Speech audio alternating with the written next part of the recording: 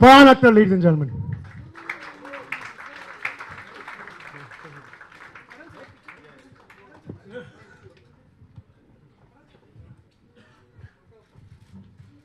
And Farhan, and I'm going to facilitate it. so, Karan, this story was an idea that you had spoken to me about uh, quite a few years back, and it's been something which has been festering in your mind for a while. You had an opening scene, which is, I think, the prologue of the book, and so what's been the process from there till here? Oh wait, I'm going to mic. There's one more. Thanks, Alec.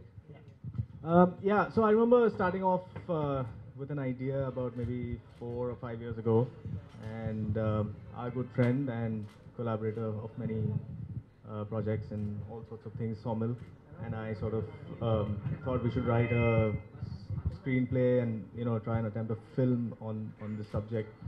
It was a bit of a statement we wanted to make. It was highly political. It was highly well, sensitive, I guess, at some level. And we started writing it as a film. We got pretty far, and then 2014 happened, and the government changed, and the country changed, and somehow we just knew that this film is not going to get made anytime soon. So we kind of abandoned that project at that point. But I felt, in the publishing world, we can still get away with a lot because, unfortunately, or fortunately, we don't have too many readers who have too many opinions all the time, like the way they have on film and cinema. So I thought, let me just go sort of under the radar and still get those ideas out in as clear a manner as possible. And so that's why I took Somil's permission to write a book on it, and he let me have it, and I did. And we're here today, so that was great.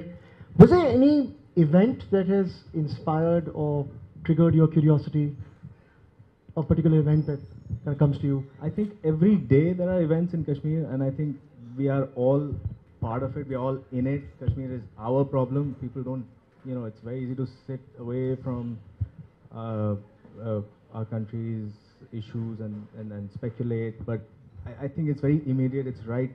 It's something that's very palpable.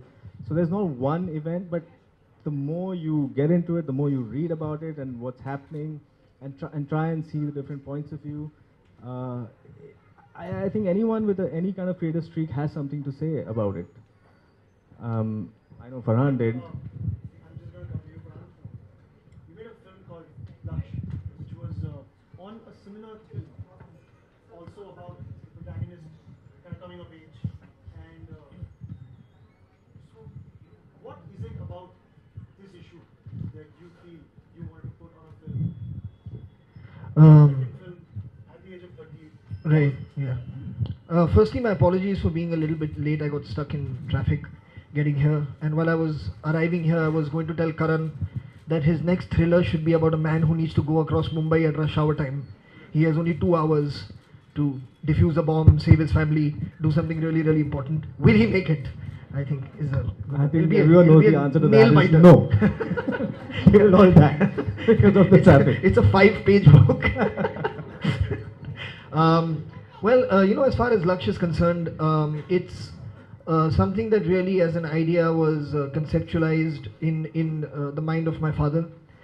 He had been to Kargil in the year 2001, I think, for Kargil Divas, and where you lay a wreath at the memorial that's made there for the fallen soldiers.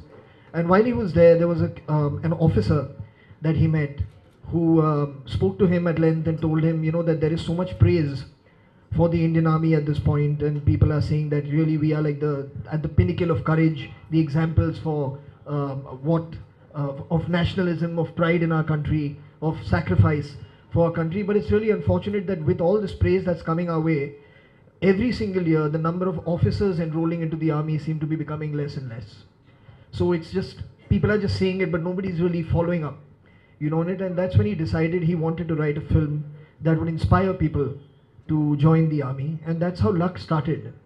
Of course, making it was an eye-opener for me, because there's nobody really from my immediate family who has any kind of army background. So I had to learn a lot about it. And when you learn, I mean, you realize most importantly the serious amount of pride that those people have, you know, in their country, in their people, in their national identity. And it doesn't matter where you send them. You know, you could send them to Kashmir, you could send them to different parts of India, you could send them for emergencies, for relief work, and they're always there, no questions asked, you know, to really serve us, you know, so that we have more comfortable, easier lives.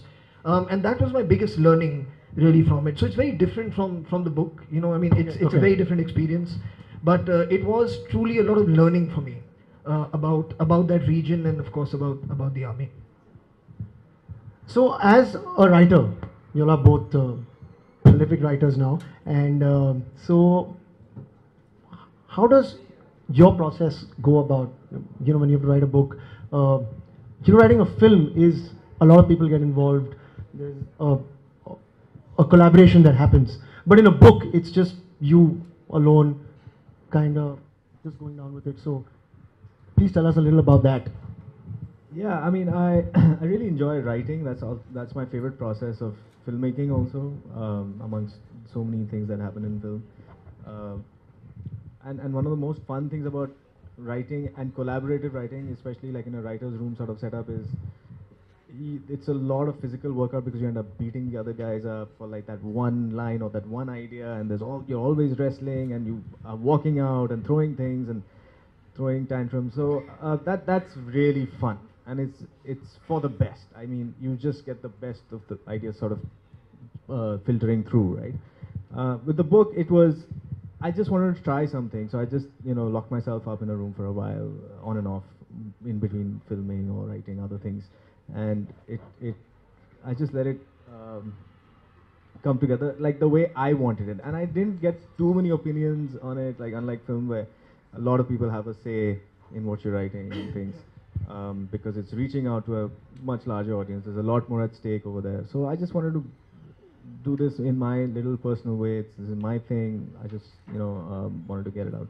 It's incredibly lonely and and you're just tearing yourself up, and you have a lot of self-doubt sort of creeping in at every moment. I think there are lots of writers here, so they know what I'm talking about, and you just have to go with it. Sorry, but if I may add, I feel like as lonely as the process is physically, you're never really alone, because you're constantly with the characters that you're writing. And like he said, I mean, like you argue with, if you're working with co-writers, you argue and you debate with them. Similarly with characters when you're writing, I mean, the same thing happens even with that, because at times you'll write stuff and then you come back the next day and you read a page and you're like, yeah, what is this? What's going on. So it's and you actually are hardest on yourself in writing. When you're directing, which I mean Karan also has done very successfully, when you're directing, the thing is that there's so many other people involved that you actually end up doing the best that you possibly can, given everybody's temperament and given everybody's aesthetic and sense of performance. There's only that much you can do. Right. But when you're writing, you're really, really hard on yourself. Like the critical factor should really be up there, because you only have yourself, as a judge, absolutely, as the best judge. So the more time you give and the more effort you put and the more you're willing to grapple with those ideas, and just really, really try to get the best out of what you want. It's tedious, but I mean it's an amazing process when it comes together well. So what's the one thing about his writing style that you really like? Well, it's Storytelling ability. I think it's unique. I think what does set him apart, whether it's the film that he wrote for us, it's the show that he's done, and now this book. I think what he has, his unique voice, and I think that's the most important thing that you can look for in any kind of creative force. It's very easy to write scripts that are doing the rounds right now. Aaj love stories chal rahi hai, come on, let's write a love story. Now thrillers are working, chalo, let's write a thriller. Comedies are the flavor of the season, let's get, you know what I mean? It's very easy to do that. Good and bad is a separate issue, but it's easier to do it because everyone's doing it, so you can fit in more easily. But if you're choosing to do things that are different from what is happening, and you know that there is a certain risk involved, and when that risk does pay off, like I think on a huge level when he came to us with Inside Edge, you know, and the story that they had created, it was very risky, you know, and we knew that there'll be certain feathers that might get ruffled along the process of doing it. But there was a serious belief in the material that he had written, and he had a vision for how he wanted to make it. And the writing was something that you don't get to read in at least in the Indian web series or TV series context. So that bravado, you know, and that unique style, I think, is definitely his USP for writing. Thanks. But no, it's okay. So Karan, this actually started off as a film script, and would you ever like to make a film out of this, or would you want to do a series out of it? Yeah, right now I'm super disillusioned with the whole film scene. Sorry, but it's. I just enjoy this whole series thing a lot. It's like why tell a story in 2 hours when you have 10 hours to develop your characters, and they don't even have to go from like a start to an end. You know, and all films sort of follow some kind of formula, whether it's like a setup, and then you have a crisis coming in, you have a resolution, and then you have a climax. So none of that applies in a series. Yeah, and then you have to do many things around it, like, you know, like put in songs and things like that. Not always, but if the bigger the film, the more safe I think you have to be with it. I think with the series there's a lot less pressure, and above all, I think it's just so much. It's easier in terms of how liberating it is without Palaj Nani sort of looking over your shoulder, and you know, even while writing a script, you're thinking what will the censor board say about it, and just the natural way I think people speak, for example, you want to capture that. You can't do that in film or screenwriting, I think, enough. So there's a certain template that goes into filmmaking because of many extraneous factors that should not be there in the first place, especially with censorship, and I think that, well, so far, there's none of that happening. So, yeah, so any day, I think a book like this would make a very interesting series, like in the Homeland kind of space. Alright. Yeah. Which are the few shows that you really like abroad, and what's the type of series? Which are the shows that I like abroad? Well, I've been watching many over the years. The one that I've recently watched and I've enjoyed very much is Mindhunter. Yeah, that's the one. I've just kind of finished the first season, watching that. So that's the most recent one, I think. So, I thought the end of the book was kind of lend itself to a sequel organically. So, what's the plan there? There is no plan. There's never a plan. I smell a franchise. I remember we have this conversation at the end of every film. Yeah, so. But you end your stuff like that, even in Yeah, well, Inside Edge. yeah. No, Inside Edge for sure there's going to be a second season, because Yeah, we want that too. Inside Edge has a season 2, guys. Officially. Yes, it's official now. Okay. So, this could Maybe. Never say never. Alright. So, right, I have to do this. But I'm going to. Please don't sit rapid fire. So, we have a little thing which is kind of written for the book, which I'm going to read out as a trailer for a movie. Since yeah, and I'm just going to do it in a. I'm just going to say it, okay? Kashmiri Nama's quest is to answer that one question, which the citizens of India, Pakistan, and even the world are now grappling to answer. What is the cost of Kashmir? I think, but I don't know. Alright, sorry. I don't know what that sounded like. I have no clue what that sounded like. I never heard that voice before myself. All I can say is that you all didn't need to wait for me. You all could have started early. Alright. Alright, so with that, let's unveil the book now, yeah? Kind of unveiled. Yeah, we're going to unveil an actual book. Okay. We're going to have you read for us, just like a page or two. So let's have you unveil the book, come.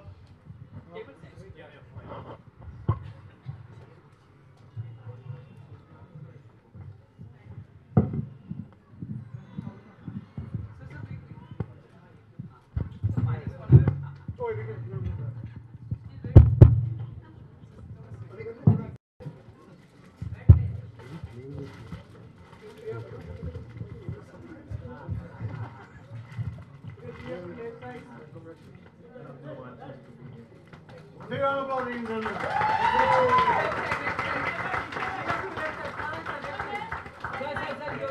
sir. Sir, you're right, sir. The left side. Three of you left side. Sir. Alright, sir. Left side. Right side. Left side. Sir. The left side. Sir, यहाँ पे left side, sir, यहाँ पे.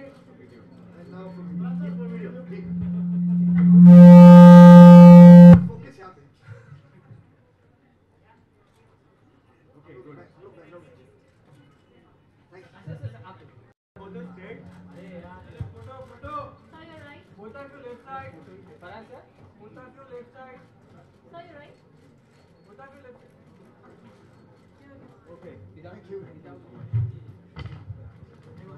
Okay, Karan, so we're going to ask you. The book has three storylines that sort of intersect, and this is one of them. It's about a goat herd who's a Kashmiri, and this is from the middle somewhere, but you don't need a backstory, it's fine. Javed had taken a state bus and travelled most of the way, staring out of the frame of his window at the white vistas streaked by shifting patterns of chinar trees. Like a stain, the polluting, overcrowded bus sputtered on through the thin layer of unsullied snow. The Kashmiris, nestled in layers, rode without any sign of remonstrance.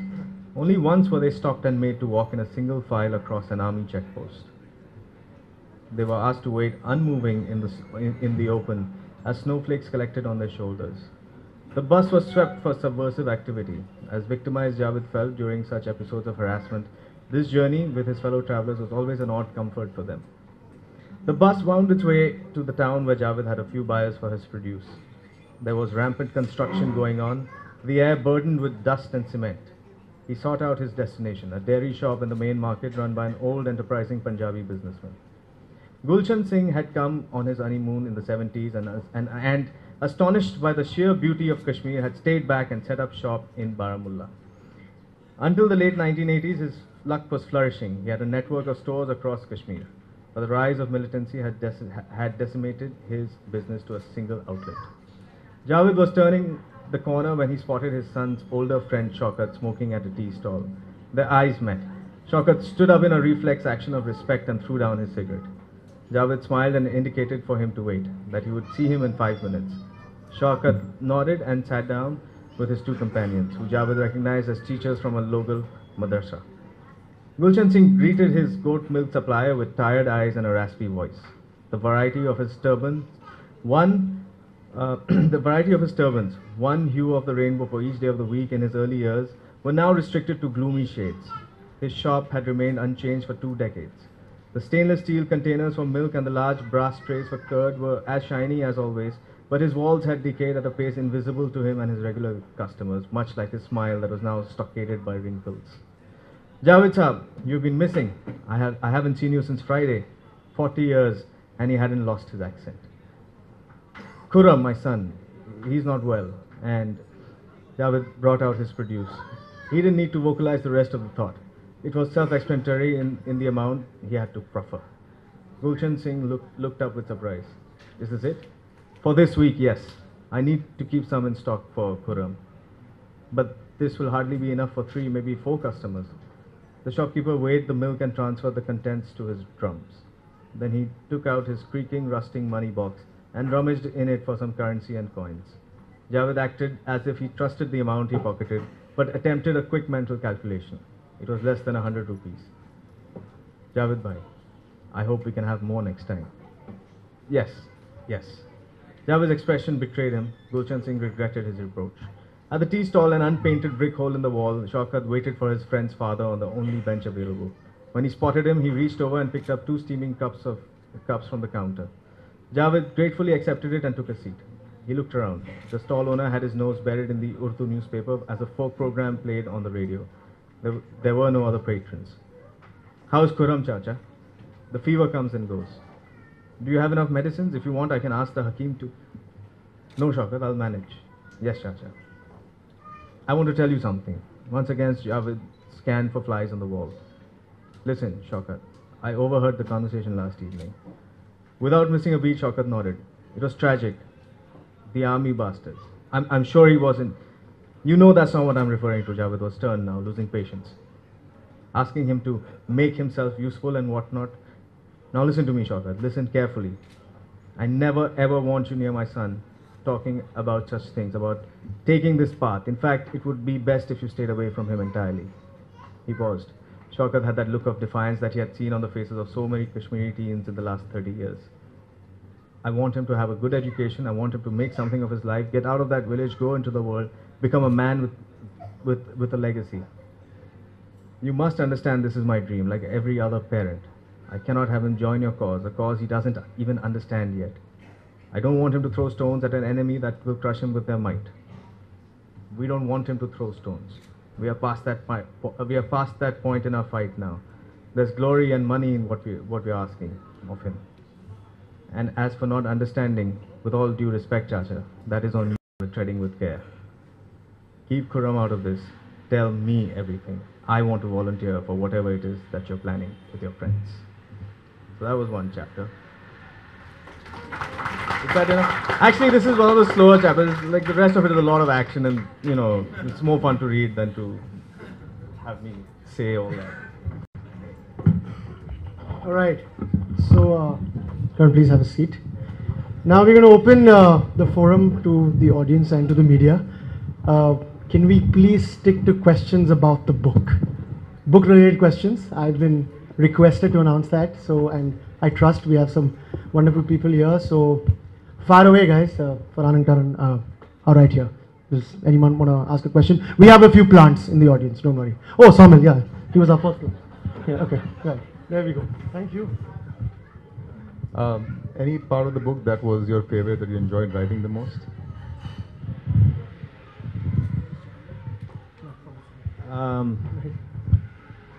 I really like writing the bits which were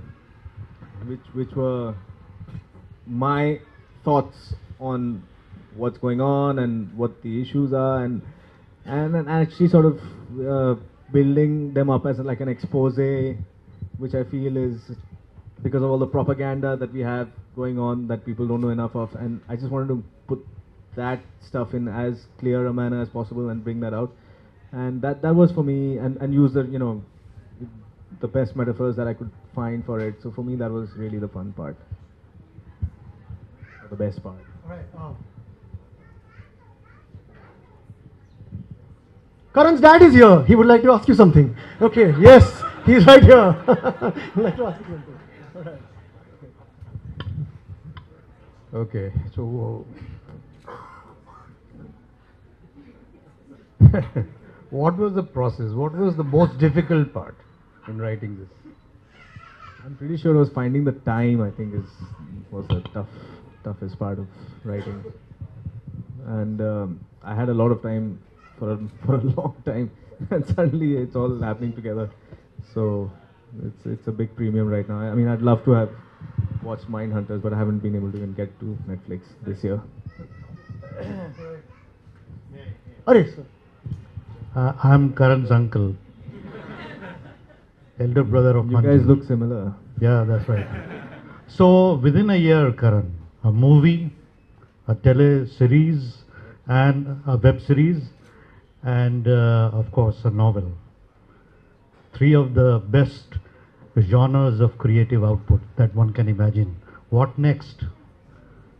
Nothing's next, just some more of the same. But of course, it all didn't happen in 1 year. I mean, there's a process. It takes a long time to actually for it to come together. I mean, the writing has been on for a couple of years, on and off. The series took about a year to write and then a year to make it. Films take a lifetime, I think. Chalo, we are proud of you here. Come on. Thank you. All right, we have a question. Oh, we have a lot of questions. Okay. Hi, Kay. Hi.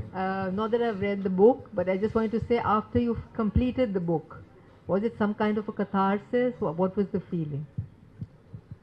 I really haven't had time to reflect on that yet, so I'm just sort of soaking it up right now. It is great to have finished writing a book. It's always been my childhood dream to do that. Like I have been trying to write and abandoned hundreds of books, even if there were a few lines to begin with.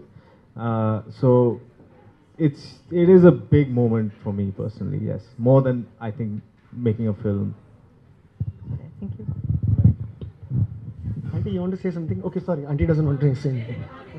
Okay, there's Rishi here.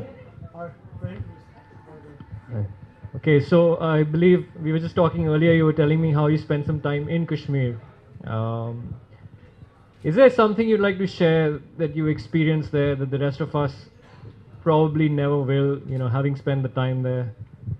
The inside edge, so to speak. Well, when I was researching the book and I was in Kashmir, I met lots of interesting people. Like, besides the usual thing of interacting with the common folk and hanging out with them as much as possible, I also try to break into the upper echelons of political circles and people who are connected with the politics of it and who sort of have run the state, so to speak. Like, and that was amazing for me. Like that's like we kept at it. Like, I went with a colleague and just trying to get information out of them in as subtle a manner, and then finally, like, we spent a couple of weeks, and finally at the end of it, it all sort of came pouring out one evening, and that really forms the core of what the philosophy is of the book, which is like the expose I was talking about, in a sense, where I just feel that anyway. So there was many things we learned on that journey, like the kind of corruption that goes on, and the levels of that we are, it's much worse.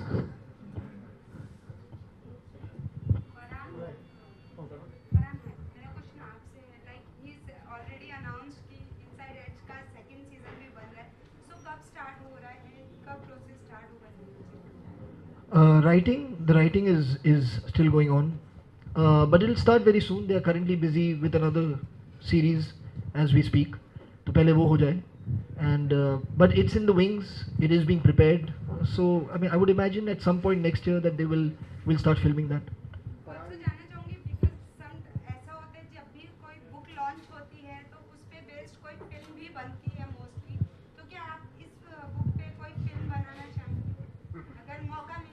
यार इस book पे इन्होंने खुद film नहीं बनाई, आप मुझसे पूछ रहे कि मैं फिल्म बनाना चाहूँगा। हाँ, अगर मौका मिले, लेकिन ये बिल्कुल सही कहा उन्होंने कि मतलब जो इस वक्त जो एक आज़ादी है क्रिएटिवली कि आप वेब सीरीज़ पे बना सकते हैं चीज़ें, वो इस वक्त फिल्म में अनफॉर्चुनेटली नहीं है। और बिल्कुल सही कहा कि ऐसा होना नहीं चाहिए, क्योंकि एक अच्छा रेटिंग सिस्टम होना चाहिए, लोगों को लगना चाहिए कि what kind of audience is suitable to watch a particular kind of film. तो होपफुली जब वैसा एक माहौल क्रिएट हो, then people will be very encourage to make more and more stories and tell stories that have more courage, are more brave. So I do completely agree with him about this. और अगर ऐसा एक वक्त है तो मैं क्या मतलब ये खुद बनाएंगे. Hopefully I'll be producing it for him. Yeah, I mean, if you take a near fictional character like Padmavati and the kind of controversy that's happening around it, which is such a non-controversy, it's nothing. It's just like, what's the big deal about something like this? And look at what's happening around us for something that happened 1,000 years ago.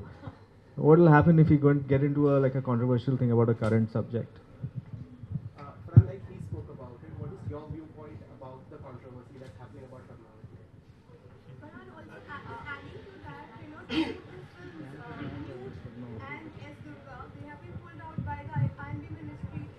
They were supposed to be screened at IFFI. I've said this. This is not about just those two films or just about the film that you mentioned. This has happened in the past with many films. And every single time it's happened, I mean, I have spoken up very openly and said that it should not. I'm totally against anything being banned. There are films that are banned. Even people who ban the films that you all are talking about protest that why have these films been banned? So it's just like a tit for tat banning that's going on.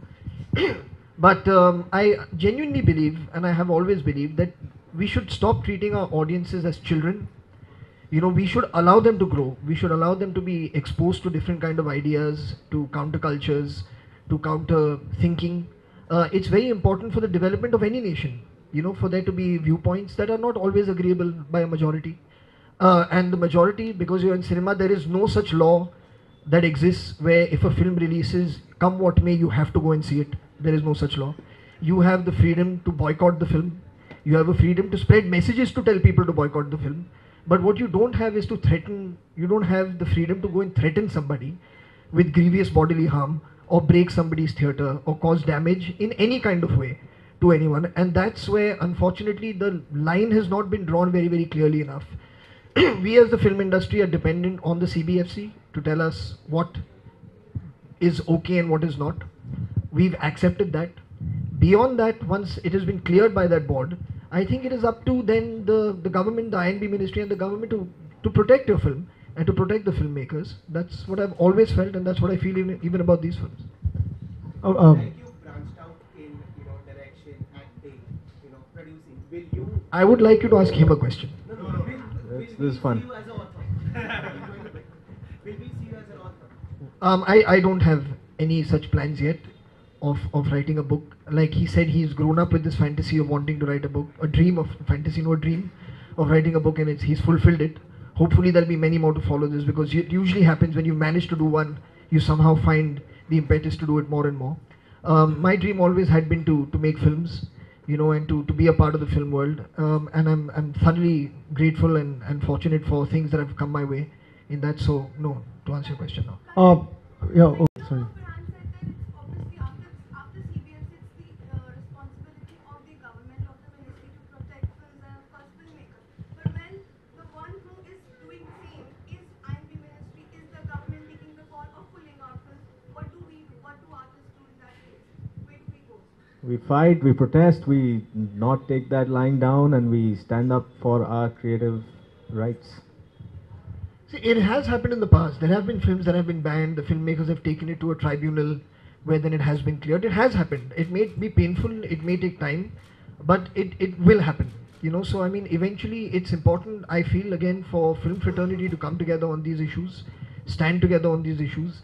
Unfortunately, we have also ourselves to blame. We should not only keep pointing fingers at other people. There's been a lack of unity when it comes to these things. Everyone gets scared when it's their film on the line. And that's very, very unfortunate, because we are working, it's a very small industry, if you think about it. There's not that many people, so if they don't come together to create an environment where they themselves can function the way that they would like to, nobody else is going to do it for them. So Karan has a few school friends in the audience, which, oh, okay. He's been trying to. Right, oh, okay, come, please speak. Yeah. Karan, as an author, have you taken a political stand with the book, or have you gone the no man's land way and just... I wouldn't call it a no man's land way, but the idea is to try and explore things from different points of view and how I interpret them. So when you have a Kashmiri Godhad on one hand and what their life is, what he's sort of going through, but of course it's all dramatized and a lot of it is my imagination. There's also a soldier and his point of view of how things are, it's a different kind of indoctrination that happens with the army. So it's their points of view clashing and how they sort of change and they sort of reach a common space. So that's the story in a sense. So Is there a clear stand? well, I have a clear stand that comes out somewhere, but it's not like spelled out. You'll have to sort of find it. That's great. Yeah. Okay, Karan, we have school friend. Hi, I'm from Jamna Bay News, and I wanted to ask, I shouldn't have given it. Take it right back. why is the book being launched today? I mean, being Children's Day, is it related to Something children? about how we treat our audiences like children. So let's just release a controversial, nice, talking point of a book today. No special reason. Children are amazing. I've dedicated the book to my daughter. She's there's a reason if you want one. Okay, so this is actually a question because I follow you on Instagram. You went to Cuba. Was that somewhere was that your writing space or creative space or something? No, it was my only break that year. But you know what? There's so many things about Cuba that were amazing now that you brought it up. Like, it's on the whole censorship thing. It's supposed to be one of those countries where the world is sort of running on the American propaganda about Cuba and what they, how the citizens are being, there's so many restrictions on news and media and all of that, and the whole socialist take on things. But Cuba is nothing like that. It's a fantastic place. It's got, everyone is literate. There is zero crime. it's not, and I just find that there's a lot more freedom, not only of expression, but also just in their personal lifestyles of people, much more than India has. So it was a real eye opener for trip that way. Okay, one last question. Kind of mind. Karan, you said that you spent time in Kashmir. So, did you learn about stories of human rights violation which have, I mean, time and again, come? I mean, they have been reported because of army. So, what's your perspective on that? There's a lot of that perspective in the book, so I'm just gonna let you guys get a copy and find out.